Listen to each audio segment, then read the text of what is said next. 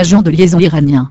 Selon l'Executive Intelligence Review de Linodon Larouche, Yahya Gouasmi a également été arrêté en mai 1984 à Dunkerque en compagnie de 2 autres personnes dans une affaire de trafic d'armes et de préparation d'assassinat de personnalités anti-Roménie.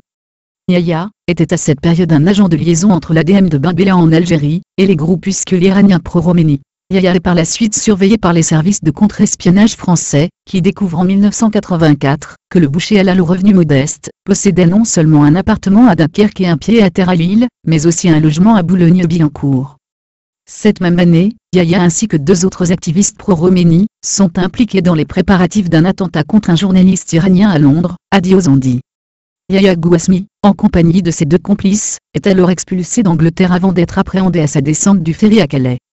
Il reste un mois en prison avant d'être libéré faute de preuves selon Daily Nord. L'implication de Yahya Gouasmi en tant que tête du commando est confirmée en 1996, lors de l'audience de l'agent du renseignement iranien Mesbahi, expulsé de France pour ses activités de renseignement.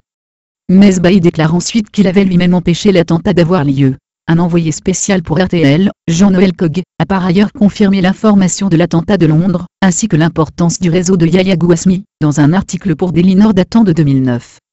Yahya Gouasmi était selon Jean-Noël Cogg l'un de ses informateurs.